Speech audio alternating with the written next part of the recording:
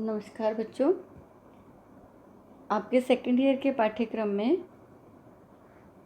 जो हम लोग शुकनासोपदेशम पढ़ रहे हैं और साथ में संस्कृत साहित्य का इतिहास पढ़ रहे हैं। अभिज्ञान शाकुंतलम आपके कोर्स में है और जो छंद प्रकरण है उसमें ऐसा विधान है कि अभिज्ञान शाकुंतल से छंद आपको पढ़ने हैं। तो छंद प्रकरण को पढ़ने के लिए हमें सबसे पहले जानना होगा कि छंद क्या है और काव्य शास्त्र में अथवा साहित्य में छंद का क्या महत्व है। तो आज हम लोग छंद प्रकरण को देखेंगे और उसमें छंद का अर्थ क्या है, उसके प्रकार क्या हैं, उसको किन भागों में विभाजित किया जा सकता है। एक व्यवस्थित तरीके से छंद का अध्ययन करके हम काव्य शास्त्र को समझने में अथवा काव्य की रचना करने में किस प्रकार से उसकी सहायता ले सकते हैं या किस प्रकार से वो हमारा सहायक हो सकता है, इसको हमें देखना होगा। तो छंद की यदि हम परिभाषा को देखें तो एक बात को हमेशा ध्यान में रखें बच्चों कि हर जो शब्द होता है वो शब्द अपने आप में उसको अर्थ को द्योतित करता है। तो छंद प्रकरण हम देखेंगे तो छंद जो है वो शब्द देखें आप कि छंद शब्द अपने आप में एक अर्थ को कहता है। तो छंद का तात्पर्य यदि हम देखें व्याकरणात्मक निष्पत्ति के हिसाब से तो छंद जो है वो छंद यति इति छंद, तो छंद धातु से बना हुआ जो छंद शब्द है उसका मतलब है पहला तो कि प्रसन्न करना, आनंदित करना, और इसके अलावा ढकना, आवरण देना, इस अर्थ में भी छंद का प्रयोग किया जाता है। तो इसका तात्पर्य यह है कि जो आनंद प्रदान करे वो छंद है और जो आवृत करे वो छंद है। तो जो काव्य शास्त्र को आवृत करता है, जो काव्य शास्त्र का आवरण है, तो वो जो है वो छंद कहलाता है। छंद गति के लिए आवश्यक है। तो जब जब काव्य को पढ़ा जाता है, उच्चारण किया जाता है, तो उसमें जो गति होती है वो छंद के अनुसार होती है। तो छंद को वेदों का पैर कहा गया। पैर जो है वो गति का काम करते हैं। तो जो है छंद गति देने का काम करते हैं। छंद जो है काव्य का पाठ करने में काम आते हैं। छंद जो है वो आनंद देते हैं। छंद एक व्यवस्था देते हैं। छंद एक विधान करता है, वो एक नियम बनाता है। तो जो पद्य होता है वो गेय होता है, उसमें एक लय होती है, ताल होती है, उसको गाया जाता है। तो गाने के लिए श्वास को कहाँ पर रोका जाएगा और वो जो पद्य है, वो जो गेय जो साहित्य है उसमें कितने वर्ण होंगे, कितनी मात्रा होगी, उसके दृष्टिकोण से उस छंद का क्या नाम होगा। तो मुझे लगता है कि पद्य तो स्वाभाविक रूप से पहले आया। ये सबसे पहले जो पद्य आया और वो जो उसमें जितनी मात्राएं और जितना यति थी उसके दृष्टिकोण से उस प्रकार के पद्यों को वो नाम दे दिया गया। उसके पश्चात कवियों ने जैसे रचनाएं की है तो वो पद्य क्योंकि स्वतः ही आता है, तो कवियों के मुख से जिस जिस प्रकार का पद्य निश्चित हुआ है उस प्रकार के काव्यों को अनुशीलन करने के पश्चात काव्य शास्त्रियों ने छंद के नियम बनाए हैं। तो दो तरीके का काम एक साथ चल रहा है कि कवि अपनी रचना करता है, वो छंद के विपरीत भी जा सकता है, तो एक नए छंद का निर्माण भी कर सकता है। छंद में कुछ परिवर्तन भी हो जाते हैं, तो छंद के नियम जो है वो आगे परिवर्तित होकर के नया छंद निर्माण हो जाता है। तो काव्य शास्त्री जो है वो छंद के नियम बनाते हैं और कवि जो है वो काव्य बनाते हैं। तो इस तरीके से जो है ये एक दूसरे के पूरक हैं। तो काव्य में छंद जो है वो लय और गति और आनंद प्रदान करता है, एक व्यवस्था प्रदान करता है। तो निश्चित वर्ण एवं मात्राओं को आधार बना करके जो रची गई जो रचना है, जो पद्य है, उसको छंद कहा जाता है। अथवा लय और ताल की व्यवस्था देने वाली जो व्यवस्था है, विधान है, नियम है, उनको छंद कहा जाता है। तो छंद के हम देखें कि दो मकसद है। छंद एक क्योंकि वो लय और गति निर्धारित करता है, ताल निर्धारित करता है, तो लय से जो है वो उसमें आकर्षण पैदा होता है, मधुरता पैदा होती है, तो हृदय को आनंद प्रदान करता है। और दूसरा एक व्यवस्था प्रदान करता है कि एक निश्चित ताल में, गति में, लय में जब उसका पाठ किया जाता है तो वो उसका काव्य का आकर्षण, उसका सौंदर्य जो है वो बढ़ जाता है।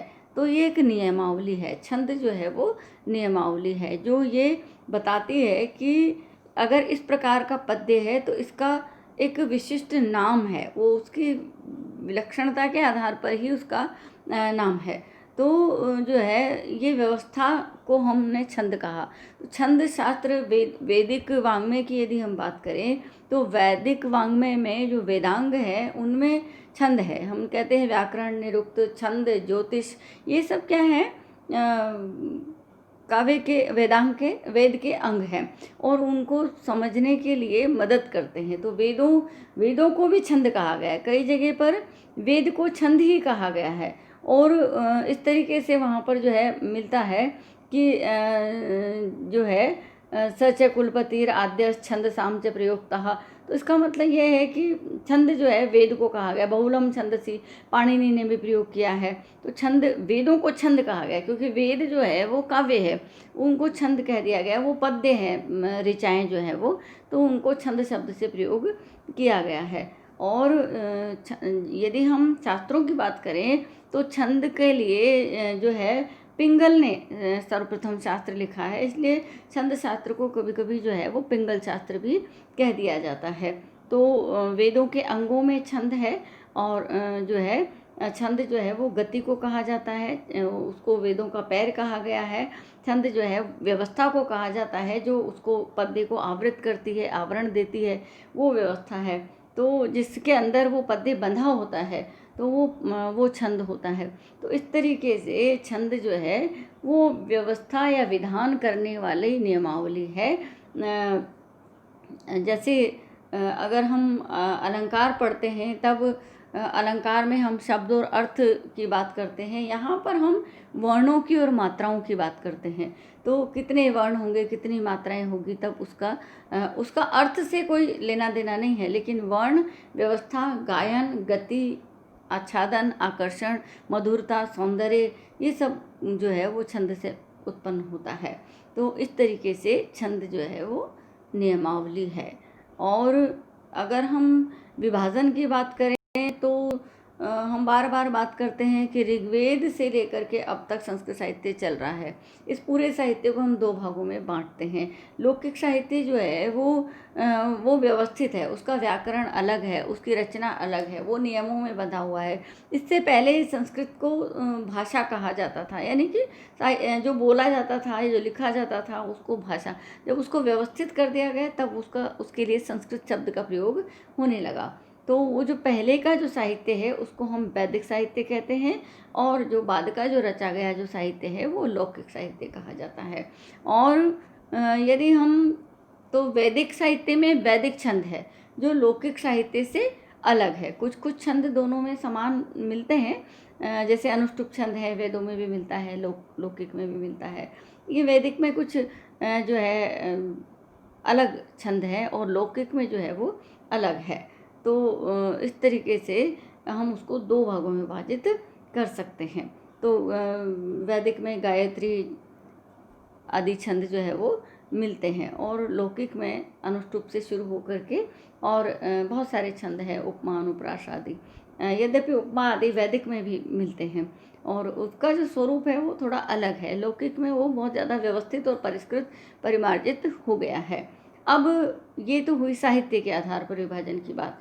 अब हम कहें कि छंद जो है वो कितने प्रकार के हो सकते हैं, तो यहाँ कहा गया है कि छंद जो है, क्योंकि कोई भी जो साहित्य का अंश जो है वो पद्य है अथवा कोई गेय जो है वो सामग्री है, उसमें जब हम अलंकार की बात कर रहे थे तो हम कह रहे थे उसमें शब्द होता है, अर्थ होता है, लेकिन यहाँ हम शब्द की बात कर रहे हैं। तो शब्द में वर्ण होते हैं और वर्ण में मात्राएं होती है।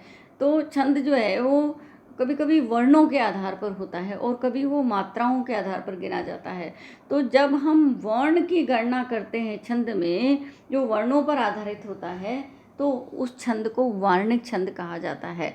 और जहाँ मात्राओं की गणना होती है उस छंद को हम मात्रिक छंद कहते हैं। जैसे आर्य छंद में हम मात्राओं की गणना करते हैं कि अस्या प्रथमे पादे द्वादश मात्रास तथा तृतीय पि अष्टादश, द्वितीय चतुर्थ के पंचदश, आर्य। लेकिन वार्णिक छंद में हम मात्राओं की गिनती नहीं करते, वहाँ पर यस्या प्रथमे पादे द्वादश, तो हम 12 मात्राएं, 15 मात्राएं, 18 मात्राएं इस प्रकार से मात्रा गिनते हैं। यानी जो लघु और गुरु जो हमारे छंद के जो मात्राओं के जो प्रतीक है, चिन्ह है, तो लघु की 1 मात्रा और गुरु की 2 मात्रा, इस तरीके से हम लोग जो है उसको मात्राओं को गिनते हैं। तो मात्रिक छंद में मात्राओं को गिना जाता है, जबकि वार्णिक छंद में वर्ण गिने जाते हैं कि कितने वर्ण है वहाँ पर, कि प्रत्येक पद्य में 8 वर्ण है, या अर्ध समृद्ध छंद है तो किसी एक पद्य में कुछ अलग है, कुछ दूसरे में अलग है। जैसे जहाँ इंद्र वज्रा और उपेंद्र वज्रा में जो है वो मिल जाते हैं, तो उपजाति छंद में तब किसी पद्य में किसी जो है किसी चरण में अलग होता है मात्राएं और दूसरे चरण में अलग होती है। तो वार्णिक जो है वो छंद में वर्णों की गणना करते हैं कि इसमें जो है 8 वर्ण होते हैं या 15 वर्ण होते हैं। गुरु लघु जो है इस प्रकार से वार्णिक छंद में गण बना दिए हैं व्यवस्था के लिए कि 3-3 गणों का एक गण है, 3-3 वर्णों का। तो 3-3 वर्णों का जो गण है वो गण जो है वो इसको स्मृति के लिए अथवा व्यवस्था देने के लिए ये माता राजभान सलगम इस प्रकार से जो है व्यवस्था दी गई है कि वो इस तरीके से यगण है, मगण है, तगण है, रगण है, जगण है, भगण है, नगण है, सगण है। तो इस तरीके से जो है व्यवस्थाएं दे दी गई है कि 3 वर्णों को जो है एक गण कहा जाता है। जैसे सगण है तो स ल गा इस तरीके से, तो एक लघु एक दो लघु एक गुरु, तो मतलब जो है वो सगण कहा जाएगा। इस तरीके से जो है वार्णिक छंदों में हम वर्णों की गणना करते हैं। मात्रिक छंदों में हम मात्राओं की गणना करते हैं कि वहाँ पर जो है मात्राएं गिनी जाती है। तो इस छंद जो है उसकी परिभाषा हमने देखी कि काव्य में जो आनंद प्रदान करता है वो छंद है।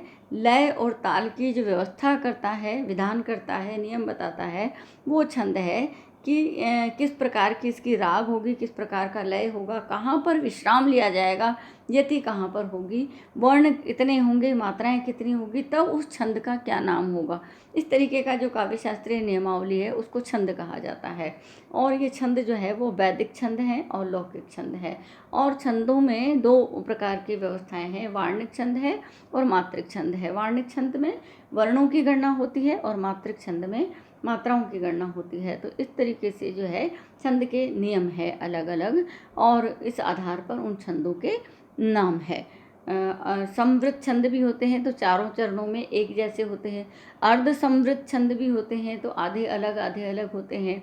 तो विसमृद्ध छंद भी होते हैं जिसमें 1 या 3 चरण जो है वो अलग अलग हो सकते हैं। तो इस तरीके से जो है वो छंद होते हैं। तो हम यहाँ अभिज्ञान शाकुंतल के जो उदाहरण हैं उनको लेते हुए छंदों को हम पढ़ेंगे। तो छंद में हमको 2 चीज़ें हमें देखनी पड़ेगी कि एक जो अलग अलग जो छंद हैं, नाम जिनके अलग अलग है, तो अनुष्टुप है, आर्या है, इंद्र वज्रा है, उपेंद्र वज्रा है, उपजाति है, शार्दुल विक्रीडित है, वसंत तिलका है, ऐसे बहुत सारे छंद हैं, इनको हम पढ़ेंगे। तो इन छंदों में हमको 2 बातें पढ़नी है। एक तो छंद की डेफिनेशन, परिभाषा, लक्षण, उसको हमें देखना है कि इस छंद की डेफिनेशन क्या है। जैसे हम कहेंगे शादी इंद्र वज्रा यदि तव जगोगह, तो इंद्र वज्रा वहाँ होता है जहाँ 2 तगण 1 जगण, इस तरीके से जो है गुरु आदि आते हैं। तो वहाँ हम व्यवस्था की परिभाषा देखेंगे। तो वो जो है वो छंद का लक्षण या परिभाषा या उसका नियम जो है वो हमको याद करना है। दूसरा, फिर हमें ये बताने के लिए कि हम इस छंद को समझते हैं, उदाहरण देकर के समझाना पड़ेगा कि यहाँ जो है ये देखिए यहाँ पर इतनी मात्राएं हैं, यहाँ पर इतने पे यति हो रही है, इसके इस चरण में ऐसे ऐसे छंद है, इसलिए इस पद्य के अंदर ये छंद है। तो हमको उदाहरण देकर के भी बताना पड़ेगा। जैसे वाल्मीकि रामायण में लौकिक संस्कृत में सबसे पहला जो छंद था वो अनुष्टुप छंद था, जिसको कि श्लोक कहा गया।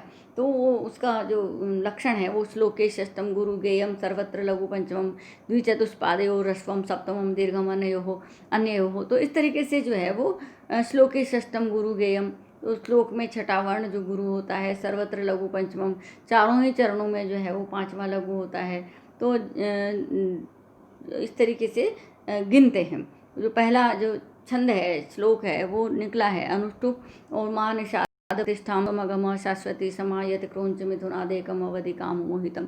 तो चारों चरणों में जो है इस प्रकार से जो है 5वें, 6ठे और 7वें वर्णों को गिनते हैं और देखते हैं कि इसमें कौन सा है, उसके आधार पर हम उदाहरण दे करके समझाते हैं। जैसे हम कहेंगे शादी इंद्र वज्रा यदि तव जगोगह, तो अर्थ हुई कन्या परकीय एवं हम उसका उदाहरण दे करके समझाएंगे कि ये इस तरीके से इसमें घटित हो रहा है, इसलिए इस पद्य में ये वाला छंद है।